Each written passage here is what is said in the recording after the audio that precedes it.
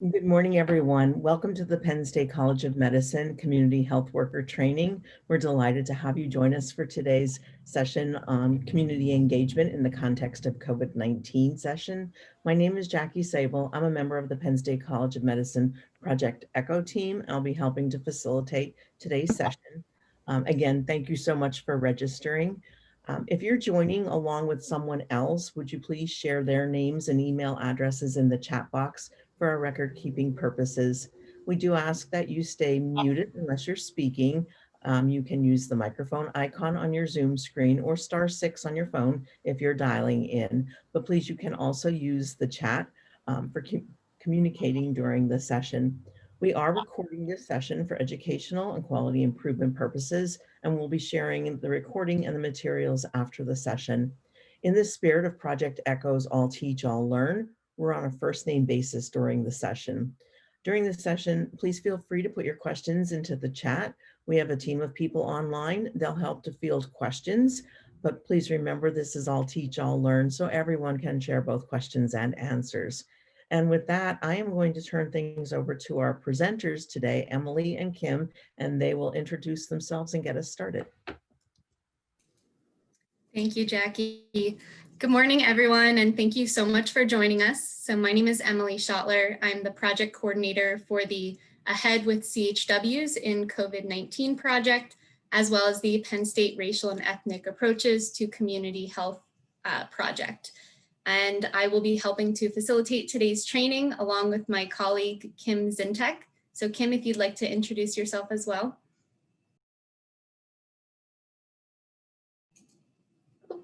You're on mute. Good morning. My name is Kim Zientek. I am the community health worker instructor at the Langan Health Academy at Penn State Health St. Joe's downtown campus. And I've been working as a CHW since 2014. So I am excited to present with Emily today.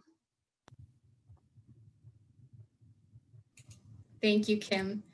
And on our introduction slides, we do have our contact information. So if you have any follow-up questions after today's training, please feel free to reach out to us. And again, we will be distributing these slides upon completion of the training. So what is AHeaD with CHWs in COVID-19?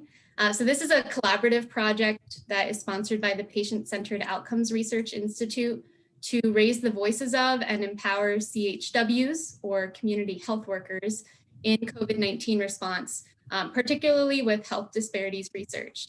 So thank you to everybody who has contributed to the development of this training, especially our Stakeholder Advisory Board and our Community Health Worker Advisory Council. And lastly, I would like to introduce the Penn State Racial and Ethnic Approaches to Community Health team. So this training is made possible through the guidance and expertise provided by this multidisciplinary team, and they are joining us for today's call and can assist in answering any questions. So with that, we are excited to jump into today's training on community engagement in the context of COVID-19. Our training is broken up into 3 main modules, as you see on the slide. So we will pause to answer questions after each module, and then we will wrap up the session with questions and answers. And as a note, all of the resources and all of the links that we're providing during today's presentation, we're compiling into a resource guide that we will send out upon completion of today's training. So to help us understand the impact of this training, we'd like to do a quick knowledge check with 4 poll questions. So you'll see these questions on your screen now. These answers will not be shared with the group, so please feel free to be as honest as possible. And you can scroll down to view all of the questions, or you can maximize the pop-up window. So I'll give everyone a minute to go ahead and complete this.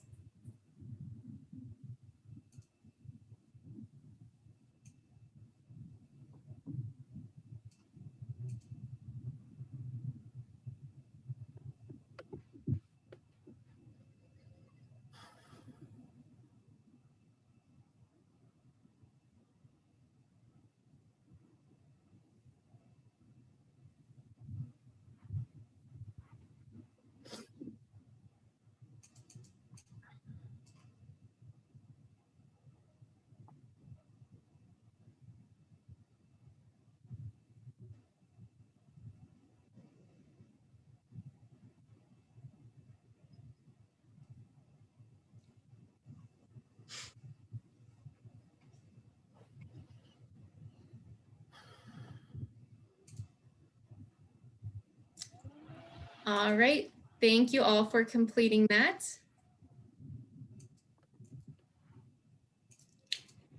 So now I'm going to pass the training over to Kim Zientek to go ahead and get us started.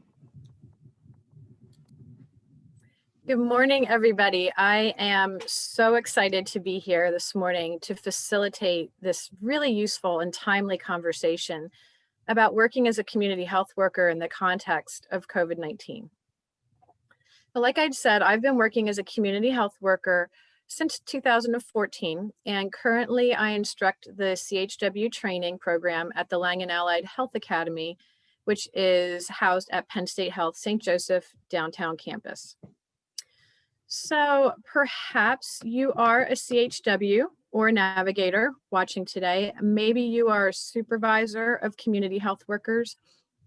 Regardless of your role in community health, I am certain that you have been reevaluating what it means to navigate during COVID-19. And the truth is, our basic role as CHWs hasn't really changed.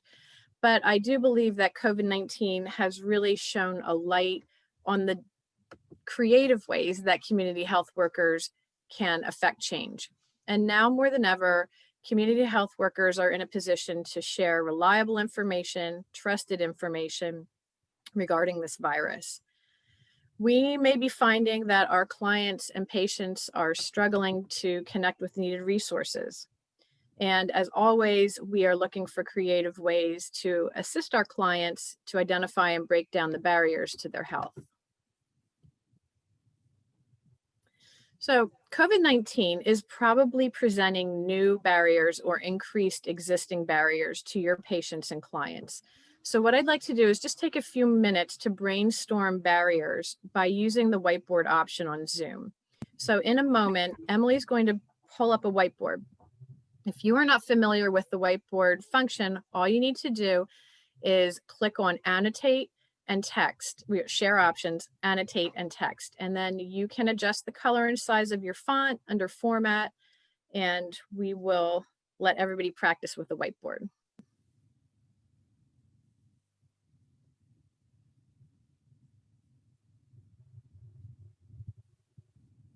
Okay, so for now, you should be seeing the whiteboard with the instructions. You'll click on View Options, then Annotate, then Text.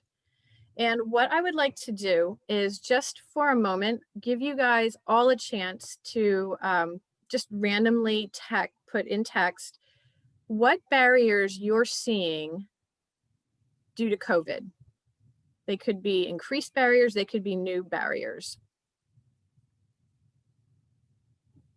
So go ahead and annotate your ideas. They'll land all over the screen.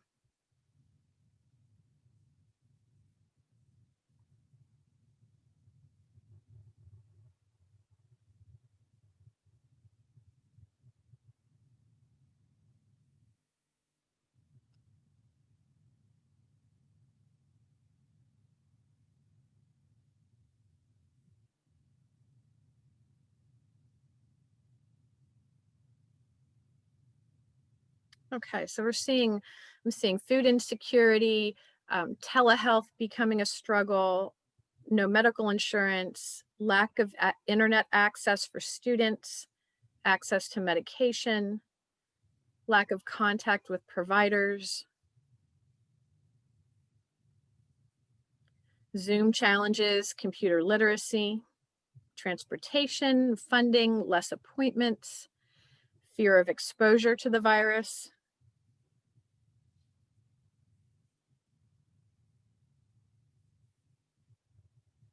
mental health, loneliness, public transportation fears, lack of public transportation.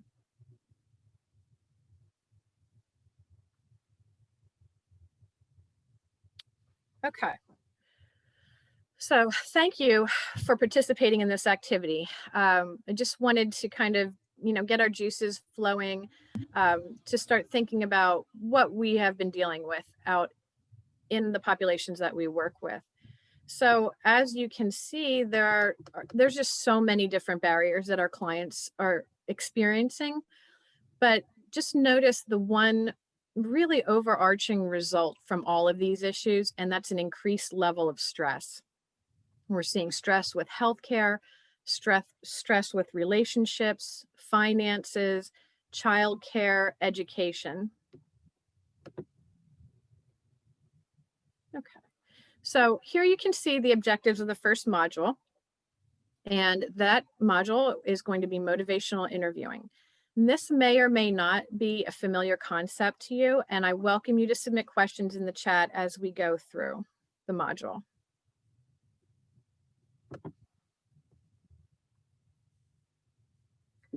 Okay, next slide, please. So here we see the working definition of motivational interviewing, which I will refer to as MI. And that is a collaborative conversation style for strengthening a person's own motivation and commitment to change. So motivational interviewing was conceptualized in 1983 by Richard Miller. He was doing work with the treatment of people that were dealing with alcohol misuse.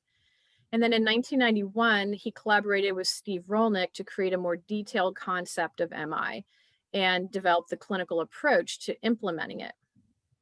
So once we understand that this is a collaborative conversation style, how do we utilize it to affect change? The way we do that is by assisting our clients in working through their ambivalence. And ambivalence on the most basic level is simply having conflicting feelings about a subject.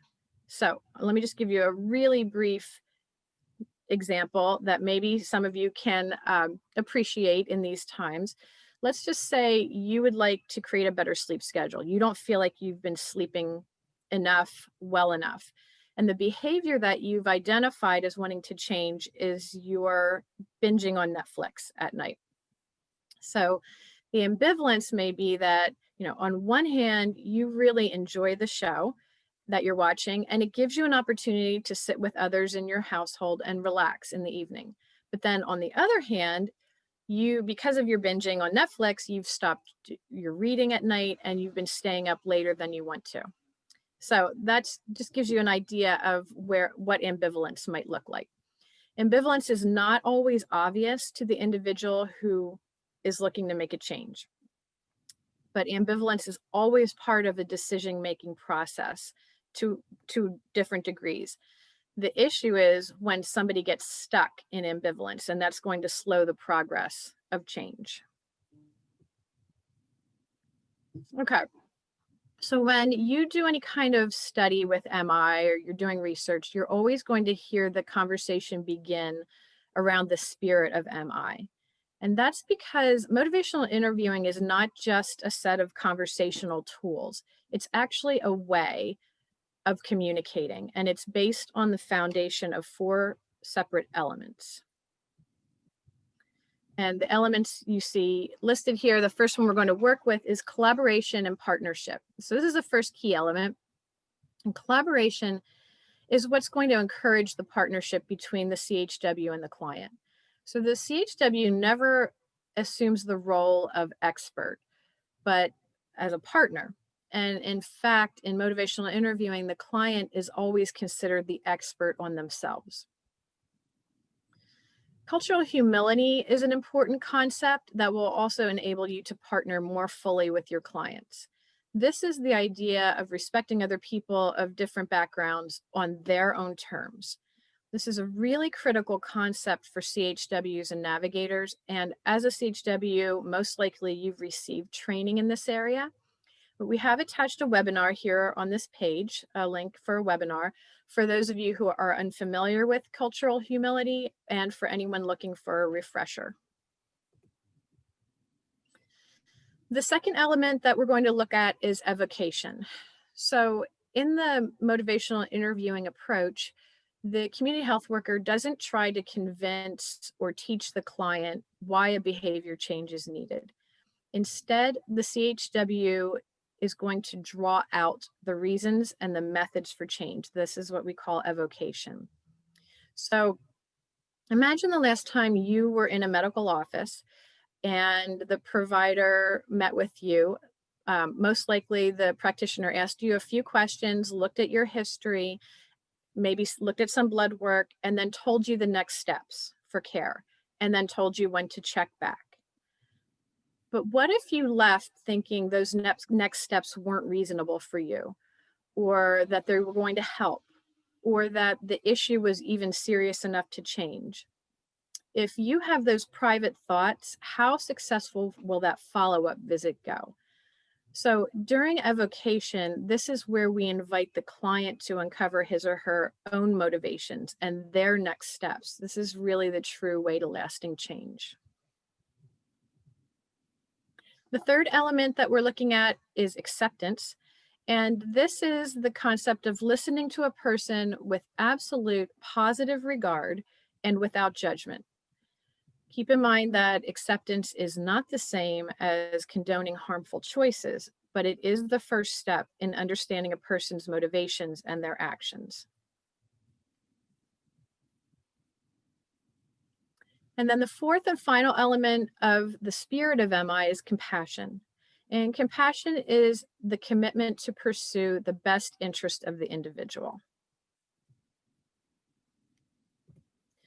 So we just spent some time talking about what motivational interviewing feels like. Here's a slide to warn you when your conversation style is drifting away from MI.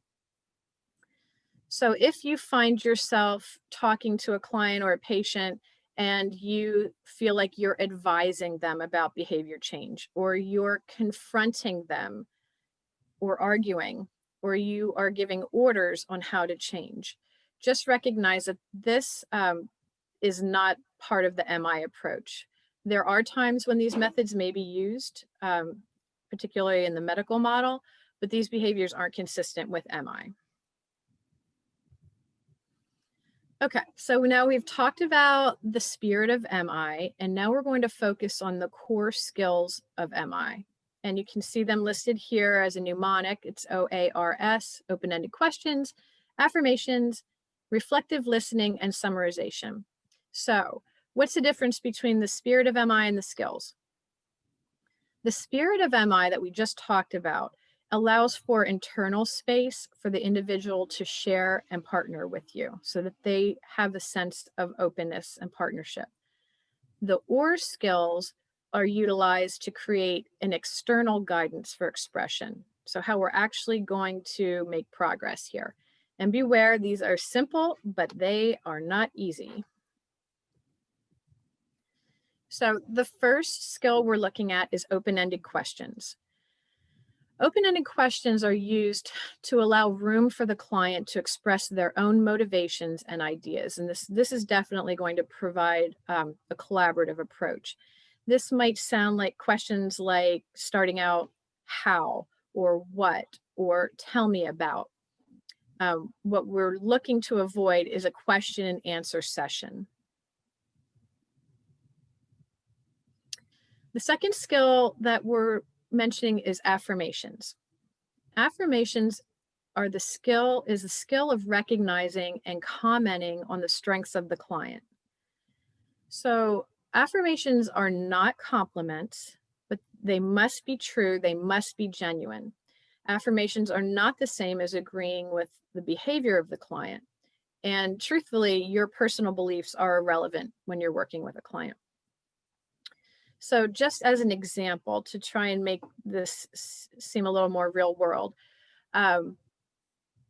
you might have a client that you're working with trying to cut back on tobacco use, and they might come into an appointment and they don't know how to move forward, or they've started smoking more than they were last week. And if they say something like, I can't possibly cut back my smoking during the holidays without having a nervous breakdown.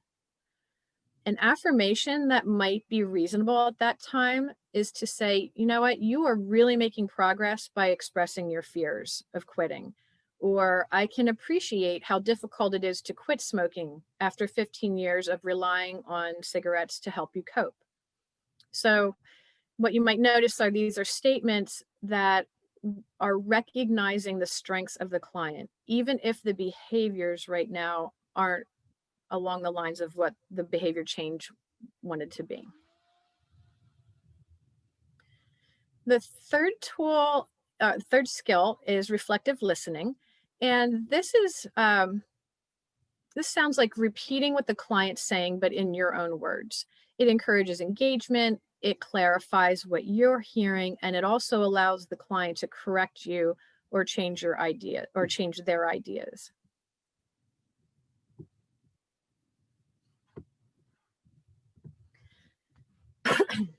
Excuse me. And then the fourth skill that we're looking at is summarization.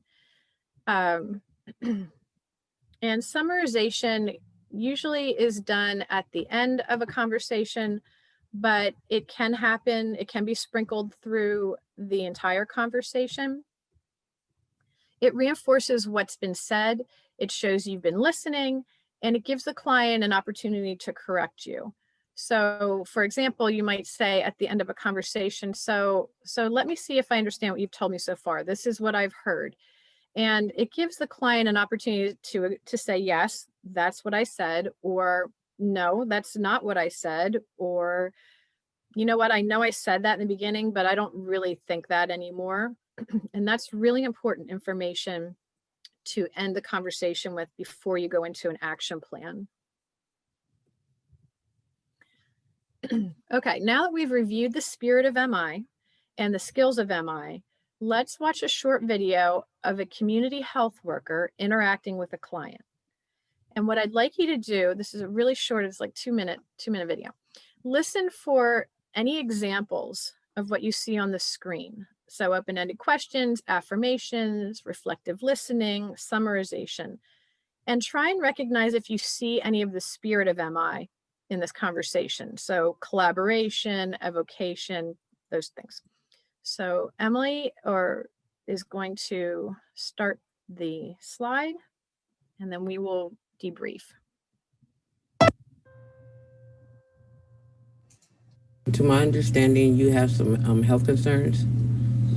Yeah, that's what the doctor said. The doctor said something about my blood pressure is really high and stuff, but yeah, I'm under a lot of stress here. You know, I just came out of prison, and you know, I understand that I have high blood pressure and all that, but I have other issues that's going on that my high blood pressure is not my first concern here. Well, my concern is your high blood pressure. But my high blood pressure, okay, and I understand that, and I understand that's a serious condition. But my high blood pressure, a lot of it is coming from the stress that I'm under from the other things that's going on with me. Okay, well maybe if you change your diet. Okay, but I just, okay, like, I don't know if you understand this. Like, I just got out of prison. I don't have, you know, I'm having issues with my son. You know, I'm trying to get my son back. My son's angry. I live with his auntie, you know, that's been taken care of. They've been talking against me. So my eating habits right now, maybe a lot of this got to do with the way I'm not eating because I'm too stressed out. I don't have an appetite. So my high blood pressure is really not the major concern here for me. Well, I don't know if I'm qualified to speak to the other things, right? Okay, so, and that is what he sent me over here, but are you listening to me? Are you hearing anything that I'm saying? My blood pressure is not important to me right now. My life is in a wreck. Maybe if I could deal with some of the stress, maybe get some resources and some help with the stress that's happening, maybe my blood pressure will go down.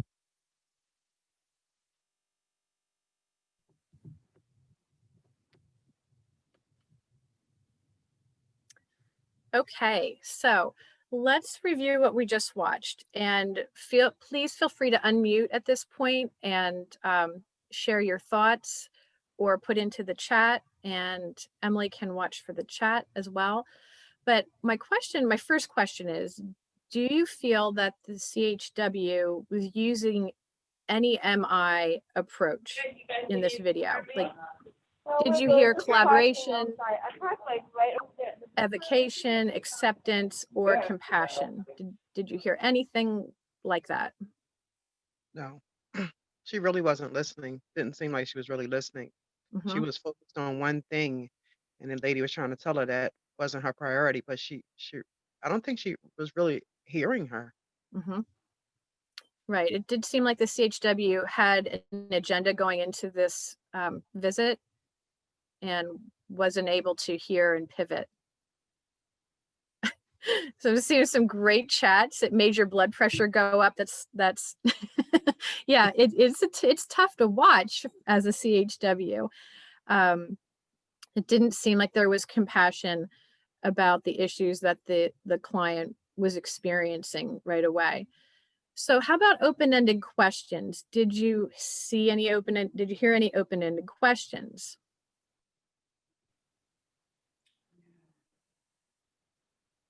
Okay, no, nobody really, somebody said I would have walked out. Nobody heard open-ended questions. Can somebody offer what a reasonable open-ended question might have been for the CHW to ask?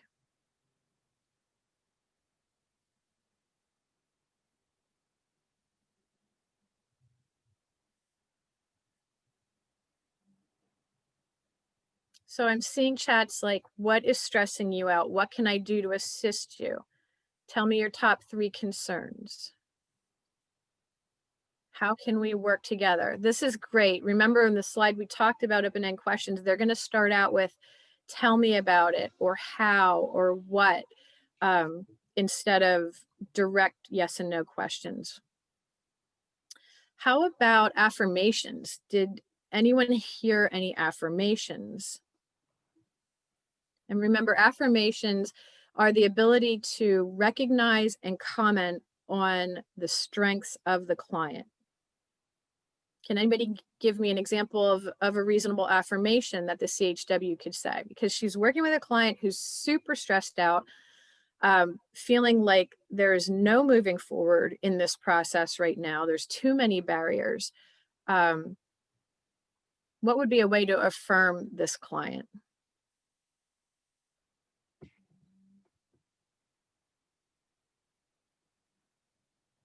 So somebody said, so you're not concerned about your blood pressure right now. Right. Recognizing that we're going to change this conversation. What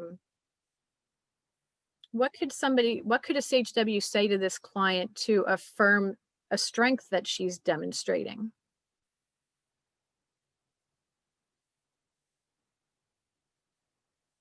Tanya said, I'm sorry to hear you're going through this. Okay, yeah, I saw that too. Good for you for coming in today. Good for you for seeking assistance. You're here today, and that's a good start. These are all excellent affirmations. That's fantastic. Okay. Let's move on to the tools of MI. So now we are going to look at some concrete strategies. The tools of MI are techniques, and they are to provide an efficient way to help a person move through change. And we're going to look at 2. So the first tool that we're looking at is the Readiness Ruler. And this is a self-evaluation tool that's going to help determine how important a change is to a person. It's also used to determine how confident a person is in her ability to change.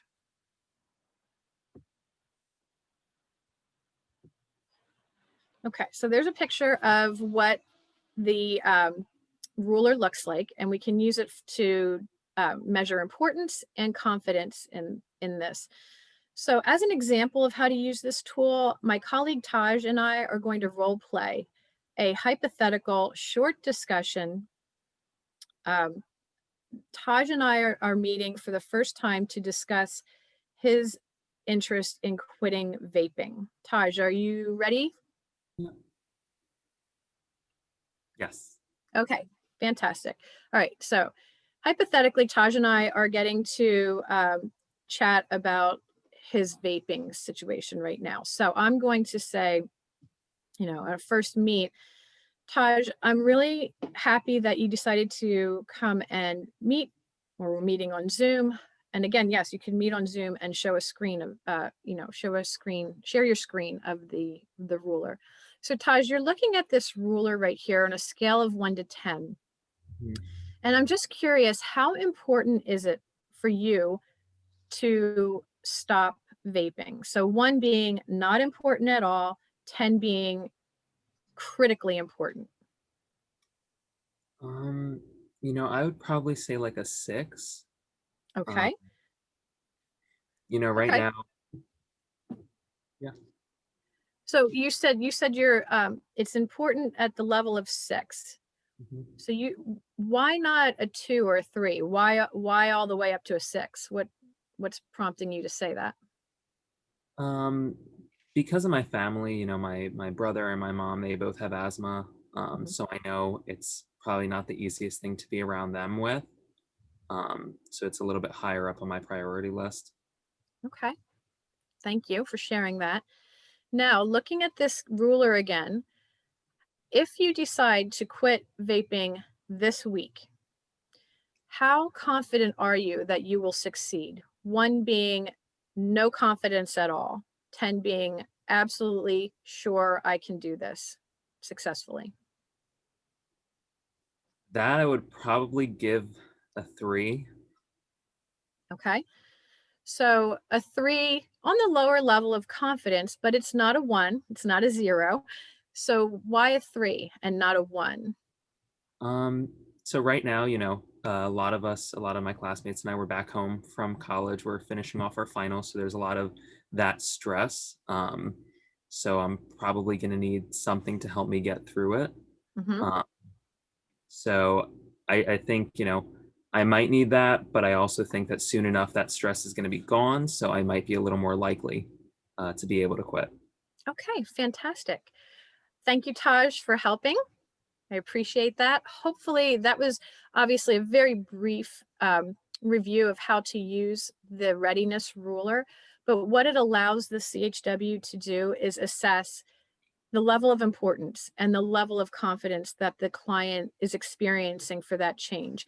This is critical information for the CHW or whoever's using motivational interviewing to understand, because depending on the level of importance, Taj said his level was at a 6 of importance. If his level of importance was at a 1, it will not be helpful for me to start helping him uncover ways to stop vaping strategies, because he's not ready. It's not important to him. And we still have more discussion than to determine his level of importance. Same with confidence level. If he would have told me, my confidence level is a 10. I know I can do it because I've done it before, and I feel really strong about this. Then we can move into next steps. If he told me his confidence level was at a 1, then we are probably going to spend more time on education, as far as education for quitting. So overall, the idea of the ruler is to elicit change talk. And if you recall Taj saying things like, well, I'm a 3 because it's like this, but it might be like this later. That's change talk. And that's what we want to keep our eye on. So thank you again, Taj. I appreciate that. Okay. The second tool that we utilize in MI is called a Decisional Balance worksheet. And when people are trying to make a decision, most people consider the pros and cons of changing their behavior. However, remember we talked about ambivalence earlier, the conflicting feelings. So a pros and cons list of a new behavior is actually incomplete. The Decisional Balance worksheet considers the pros and cons of changing the behavior, but also the pros and cons of staying with the current behavior. And this is really important. You're going to see an example of how to utilize this tool a little bit farther into this training. So I'm not going to do it right now, but rest assured we will be practicing this.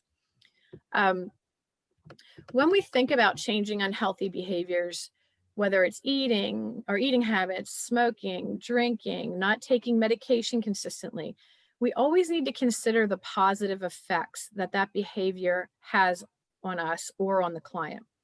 So for example, can you think of anything positive about smoking 2 packs a day? Most people would say no, that's a pretty negative situation.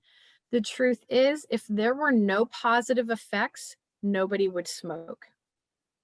So we have to encourage the client to recognize what they love about the behavior before they can let it go. That's the whole idea behind the decisional worksheet.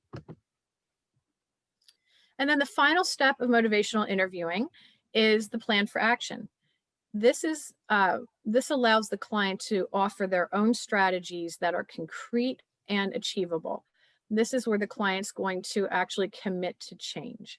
Planning for action has to happen at the end of each conversation, whether it's a one-time visit, you're seeing somebody in a crisis situation, emergency situation, or you see somebody on a weekly basis. The plan for action is critical to move forward. Okay, so what are we doing here today? Why is MI relevant during COVID-19? We need strategies to understand and respond to our clients' needs. And currently, those needs are evolving constantly. Remember when we did that very first whiteboard, we talked about barriers, and we identified stress as an increasing issue during COVID-19. What we do know empirically is that chronic stress weakens a person's physical and mental health. And with this increase in stress, our patients are experiencing more and more unmet needs in healthcare. Unmet needs in healthcare are usually, or in the past, have usually been due to financial concerns. However, COVID-19 has presented a lot of different issues that we've already identified: canceled appointments, cutbacks in transportation, fear of going to the emergency department, or just generally not wanting to burden the healthcare system. So this is where we need to pay attention to the increased stress in our clients and understand that there's a way of communicating with them to allow them to express these issues. Another issue that we're going to get into with myth busting is that the health and safety precautions may be viewed as a personal infringement or completely unnecessary. And when somebody's told to take an action, it usually leads to defensive behavior. And that, of course, is not going to move us towards behavioral change. All right, so maybe this conversation has piqued your interest a little bit in MI. If so, here are several resources you can start with if you're looking for more training in motivational interviewing.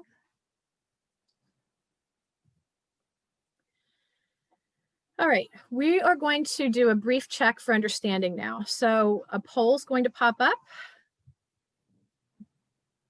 Go ahead and share your answers with us, and then we will share I think we're sharing this poll. You should be able to see the results right now. Okay, thank you. All right, well, thank you all for participating in that. Let's take a look at these questions. The number one, which of these is not one of the 4 elements that make up the spirit of motivational interviewing? You can see the majority of the group went with discrepancy, and that is accurate. The 4 elements are evocation, partnership, compassion, and acceptance. Number 2, OARS stands for 4 types of questioning skills used in motivational interviewing. What does the R stand for? That is reflective listening. And number 3, choose the open-ended question. And I'm trying to scroll down here. There we go. Number 3 would be, how would you decide if illegal substances were healthy for you or not? So if you look at the other questions, do you think it's a good idea? That's going to be a yes or no question. The last one, can you stop? That's a yes or no question. And then the second one, you need to do something about using illegal substances, is actually an order, a demand. So clearly not MI. And then the 4th question, true or false? Affirmations are the same as compliments. Majority of the group said that is false. It is false. Affirmations are the skill of recognizing a positive in the client, but it's not the same as complimenting them.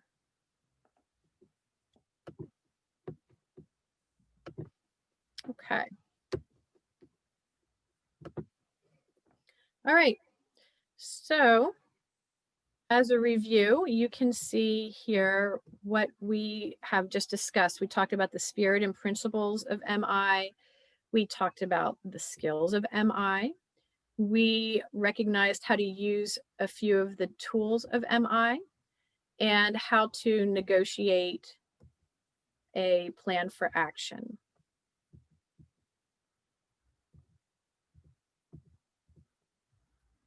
All right, now Emily will jump in to lead you through module 2, which is myth busting. Great, thank you so much, Kim. So through our conversations with community health workers and other stakeholders when developing this training, the most common topic that came up was the importance of myth busting in the context of the pandemic. So we'd like to walk through some best practices and some resources for busting myths with patients, clients, and in the community at large. So why is myth busting so important right now? So myths make it hard for community members to understand what is the truth and what is just a rumor.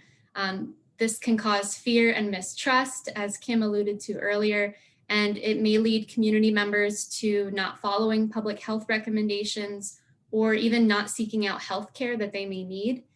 And then another factor is that myths spread faster now more than ever because so many of our social interactions have moved to the digital space. So although busting myths is not necessarily new for community health workers, many myths related to COVID-19 have become very popular and can lead to very serious consequences. So listed up here on the slide are some of the most common myths that we've been hearing from community health workers that they've been hearing in the central Pennsylvania area. So the most important element of busting myths is to engage in a collaborative conversation rather than telling people what to do. And again, a lot of this mirrors the motivational interviewing techniques. So understanding why a rumor is being spread can help inform the best way to stop it. So on the slide, we have some pointers for dispelling myths, including listening, introducing yourself, engaging in conversation, keeping messages simple and clear, asking questions for understanding, and always being honest. So if you don't know the answer to a question, the best course of action is to let that person know that you'll check into it and then you'll follow up with them. And this can help bolster trust with individuals, which is something that has been made more difficult with shifting to the online world. And whenever you do reference sources of information, try to cite sources that you know that your audience trusts. All right. So this is a graphic that shows the great impact that community health workers can have with busting myths in the community. So community health workers can arm patients, clients, and community members with up-to-date information, but also share the importance of identifying credible information sources. So let's say, for example, a community health worker has empowered 4 community members to stop the spread of myths by questioning information sources. So let's say a rumor starts right here that the COVID-19 vaccine will insert a government chip into you. This person who starts the rumor shares it with 3 people in their friend group, who each share it with 3 people in their friend group. And you can see where these little red lines are. This is how the myth gets passed to more and more people. But you'll see there are 4 intervention points here. And these are the points where the rumor is stopped because people questioned the information source. So although one interaction may not seem that significant, it can go a very long way in preventing the rapid spread of a harmful rumor. An additional way to overcome myths and rumors is to tell a new story. So focusing on positive and affirming stories can help combat the harm caused by negative rumors. So this is an example of a CDC-funded flu vaccination campaign facilitated by the Penn State REACH project, which focuses on sharing the stories about why local community champions chose to get their flu shots. So we're going to walk through some existing resources for addressing myths in the community. So to stay up to date with information about the pandemic, CHWs can access and also refer community members to the CDC website. They have user-friendly one-page fact sheets in a variety of languages. So we have the English and Spanish versions up here. We've also linked to Stop the Spread of Rumors, which is a web page specifically with the most frequently asked questions about COVID-19.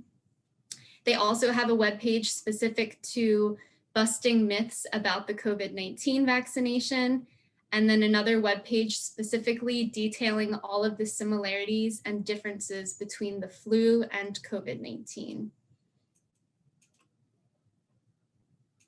So the World Health Organization has a great collection of graphics which address common COVID-19 myths. So we've linked here to their Spanish and English myth busting resources. So some examples for sharing these graphics include posting them on social media and putting them into an organization newsletter, inserting them into email signatures. So there are a lot of different ways that you can share the graphics. And lastly, we'd like to point out that there is a free virtual training for community health workers on the COVID-19 pandemic, which includes a really great module on myth busting. The link for this registration will be provided on the resource guide that we distribute after today's training.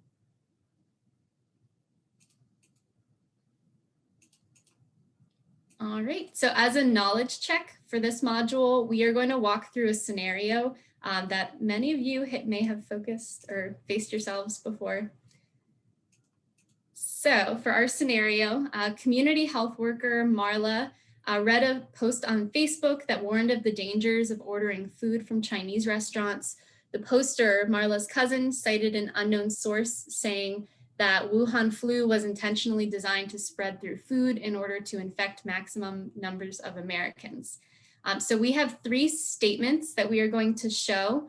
And what we'd like to do is for you to share whether you agree or disagree with any of the statements. So we'd like you to look at the top of your Zoom screen and press the participants button. And you should get a pop-up window. And at the bottom of that pop-up window, you should have a green check mark that says yes and a red X that says no. So for each statement, you can check yes if you agree or no if you disagree. So the first statement is, Marla should block her cousin and ignore the post because it's none of her business what her family posts on Facebook. So you can check yes or check no right now. So it looks like we're getting the majority of people saying no with a couple yeses thrown in here. So we wanted to include this statement in order to underscore the importance of addressing misinformation when you do see it. And if Marla identifies this as an opportunity to talk with her cousin about the topic, then it could help to stop the spread of the fear-inducing post. But you will be the best judge of the situation. Okay, so we're gonna look at our second statement. To help the situation, Marla could send a private message to her cousin with a link from a reliable source about the likelihood of foodborne transmission, and she can attach the comment, I can see how this might concern you. I was curious about the topic as well. So I just cleared everybody's yes or no, so you can go ahead and check yes or no if you agree or disagree. All right, so it looks like we are getting almost everybody agreeing that this could be one method to approach the situation to help things out. Okay, and our third statement is people perpetuate myths because they have fears and lack of reliable information. So do you agree or disagree? You can go ahead and check yes or no now.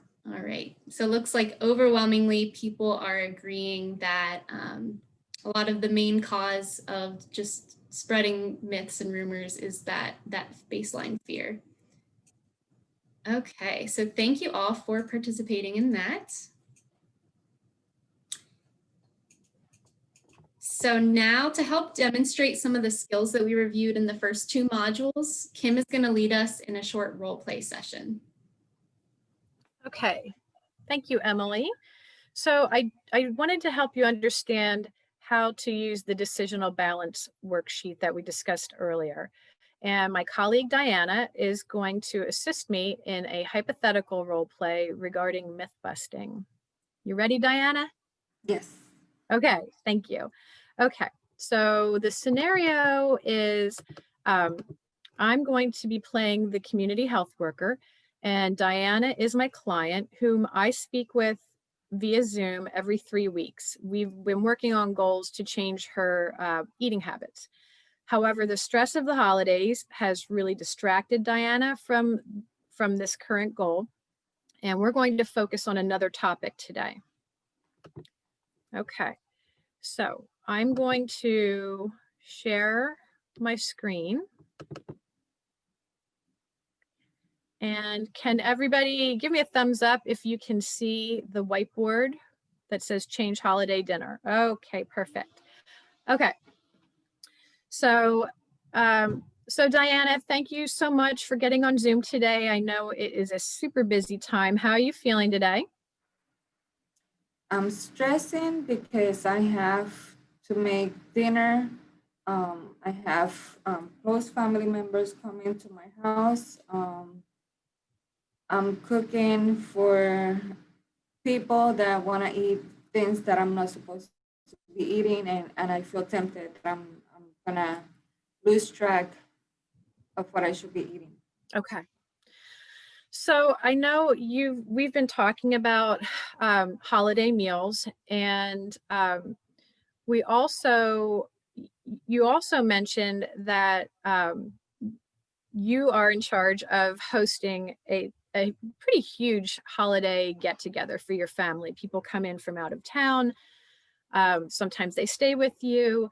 There's a big dinner, lots of kids, lots of family. Is that still something that might be on the schedule for Christmas? I had to tell a few people to stay home. Okay. Because I didn't want to risk myself because of the virus. So just immediate family will be at my house, but still it's a lot more people than what I usually have. It's only 3 of us at home, and I now have 10 people coming in. So Okay. it's still stressful.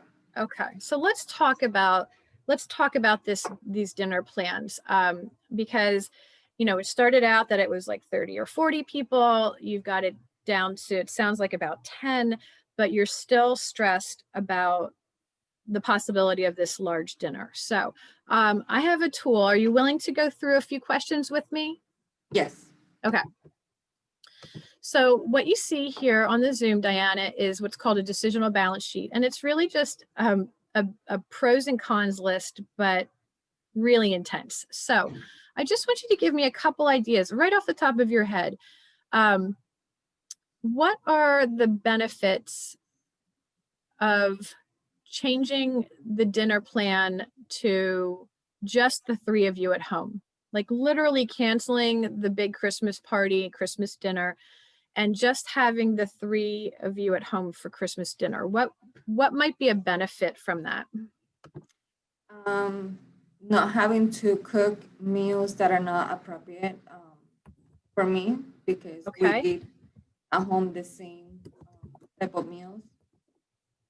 Okay, so you can keep meals from your meal plan. Any other benefits? The amount of money spent. Great.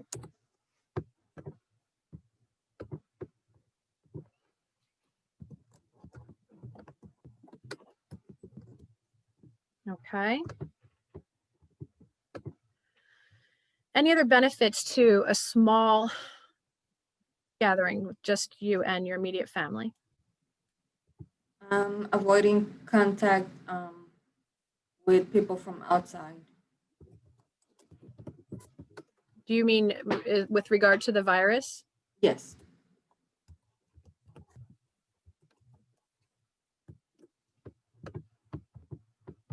Okay, thank you for that. Now let's go down to the next block below that and tell me, what are the benefits of not changing? What are the benefits of keeping it a larger gathering? Having family time. Okay. Any other benefits to having the larger gathering? Just the fact that you're around different people, you know, you can talk to them, relate to different people in different situations.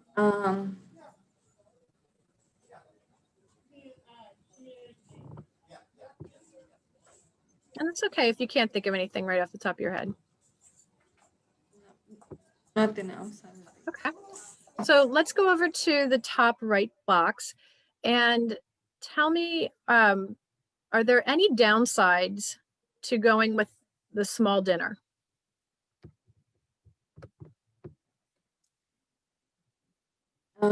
I really enjoy cooking for a large group, Mm-hmm. and not being able to do that kind of makes me sad because I enjoy having my family Okay. cook with me, and I consider that family time also. Mm-hmm. Okay. And I know you had mentioned earlier when we had first talked about the really big gathering that it was the expectation. You always do Christmas, and that you were going, you thought perhaps you might have some guilt at canceling or even offending anyone in the family. Is that still accurate? Yes, some people might think that I am trying to avoid them because I probably think that they have the virus. but it's Okay. not that. All right. And the last square we're going to look at are what are the possible downsides of not changing? So, you know, worst case scenario, what's the downside of having a big get together?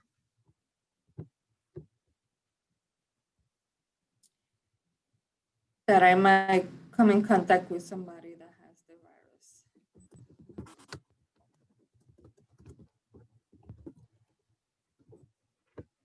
Okay. Any other downsides to the large gathering?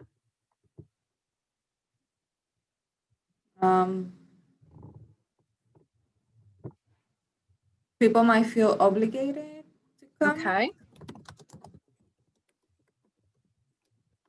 in order not to offend me. They might think Mhm. that I will be offended if they don't. I think that's really fantastic that you're recognizing that, because on one hand, you're afraid that you might offend family members and friends, but recognizing that maybe not everybody wants to do this and they're just going to go along with it. So as not to offend or irritate other people. So that's really powerful. All right. So Dinah, thank you so much for doing this with me. I really appreciate that. And for the larger group, what I would like for you just to see, and again, this was a very basic introduction to this tool. There's lots of other steps to this. The goal of the decisional balance sheet, though, is to help Diana recognize where her priorities are. Because when you have it in your head, it's really easy to get everything jumbled up into what I should do, what I shouldn't do. And this tool really lays it out. So the next step I would do with Diana would be for her to take a look at the 2 blocks of costs and what the costs are of both behaviors. And she has to pick one because this is her reality. This is actually what's happening for her. I mean, hypothetically. And the points that I put in the blocks are her words. These are her thoughts. So she has to, at this point, look at the costs of changing the behavior and the costs of keeping them the same and decide which one of these can I live with. That's going to help create the decision to happen. Now, once the decision happens, let's just say she looks at this and says, okay, yeah, I know this is probably going to offend people and I'm going to really miss this event, but I cannot risk getting sick. I cannot risk my child getting sick. And so that's the one I can't live with. So I'm going to change the plans. I'm going to make this a small dinner. So she's made the decision. That doesn't mean she's comfortable with how to make that decision. And I'm sure many of you have recognized this with your clients. They don't know how to talk to their family about changing Christmas plans. They don't know, they don't have the words for it. They're scared of the repercussions. So there is another step, obviously. We're going to now do, I would be working with her on strategies and planning for action. So that is your brief overview on the decisional balance sheet. All right, thank you so much, Kim. So now that we've concluded our review of myth busting, tactics, and resources, we do want to pause and see if there are any outstanding questions right now on the first or second module. Otherwise, we will go ahead and start our final module on creative community engagement strategies. So please feel free to unmute or type anything in the chat, and then we'll also have some time for questions afterward. So I'm not seeing anything right now, so we will go ahead and start the third module, but if any questions come up, please go ahead and type them in. All right, so we are moving on to creative community engagement strategies. So we're going to review a couple different strategies that can allow community health workers to maximize virtual or telephonic communications. And then we will conclude the module by discussing some tips for adjusting client intake practices. And again, all links and tutorials will be shared in the resource guide at the end of this training. So there's a growing pool of communication resources as organizations and businesses shift to digital and distance interactions. So we encourage anyone who's interested in utilizing a new platform or resource to work with their manager to understand and comply with their specific organization's policies and procedures. So we'd like to start with a brief review of cloud-based telecommunication platforms. So these can be used for one-on-one meetings, small groups, or large webinars. So these are some of the most popular platforms that are utilized. And we wanted to highlight Zoom because it's one of the most popular platforms as we're on it today. It has a variety of packages, and it can even be HIPAA compliant as long as you purchase the correct package. They have some really great engagement tools, a lot of which we've used during this training. And a lot of times people think about using these engagement tools specifically for larger meetings. However, just like Kim demonstrated, you can use some of the tools like the whiteboard to make your one-on-one meetings more interactive if you do need to do them over a virtual platform. So we've pulled together some tutorials for some of the major telecommunication platforms so that you can learn about each of their engagement tools. And of note, if you will be sharing any health information, make sure that you work with your organization to review HIPAA compliance as it relates to the communication platform. All right, so a great strategy for sharing information in a more upbeat way is through graphic medicine. So this can make information more relatable and help provide emotional impact. So we've linked here to a blog that compiles a huge collection of graphic medicine, both in English and in Spanish, with an entire series of COVID-19 comics. So you can share these on social media or online, or you can even share graphic medicine through postcards for clients who don't engage as often in the digital space. We want to highlight WhatsApp. So this is a popular app for messaging and calling, particularly for Hispanic and Latinx communities.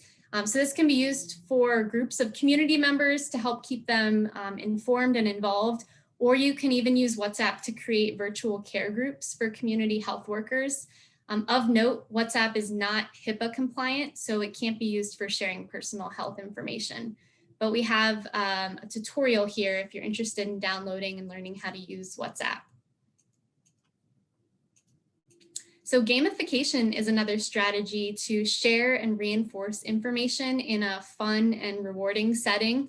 So there's a whole variety of ways to make virtual games online, and you can incorporate these into events that have been transitioned from the physical world to the virtual world, or you can post them to involve the community at large. So if you've ever played Kahoot, Kahoot is an online trivia game that you can customize, and it helps to keep people engaged and involved, but also have that information sharing element.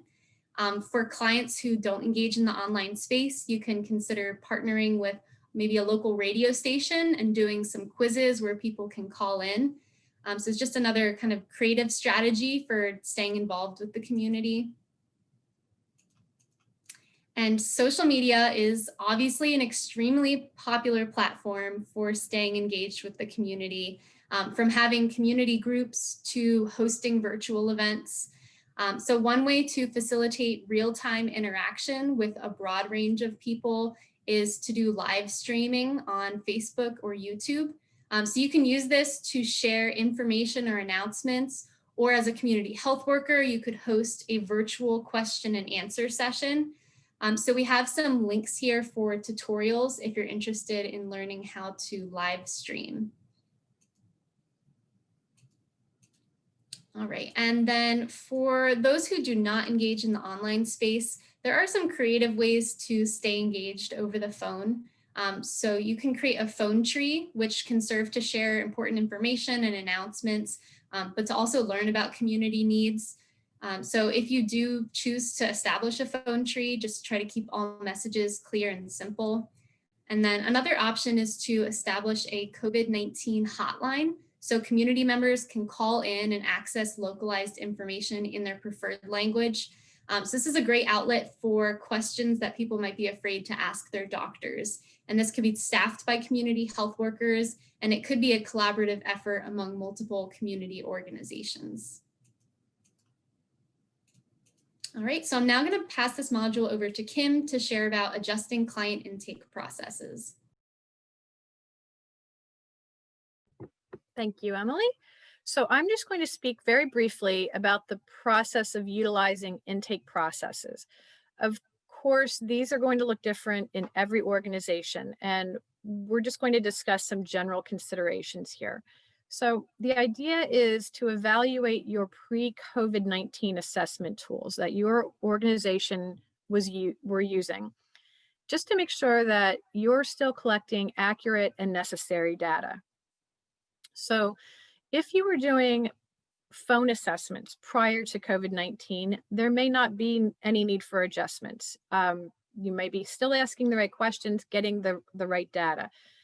We just caution you to perhaps allow a little bit more space or time in those calls for additional concerns that clients may have now that COVID-19 is their reality. If prior to COVID-19, you were doing in-person assessments, this might be the point where you want to consider looking at the questions to make sure they're appropriate for phone conversation and don't need a visual confirmation. So for example, if in person you were asking a client to teach back how they use their asthma inhaler, that will need to be adjusted for telephonic, unless of course you're using a virtual platform. And then the next slide is going to just give you some basic tips for adjusting the intake process. Keep your questions simple and in plain language, minimize the number of questions, and let the patient know how long the assessment will take. I'm confident that any CHW on this call that has done telephonic assessments has had an experience where the client starts to become tired of the questioning, or they have something else to do, or they become uninterested. And then as a CHW, we tend to rush through the questions to get to the end, and we lose really important data. So get the information up front to the client so they know how long it's going to take. If you're doing virtual meetings, consider using a virtual background to maintain your privacy and your professionalism. And of course, feel free to use the mini polls at the beginning and end of your virtual visits just to assess how effective your interactions have been.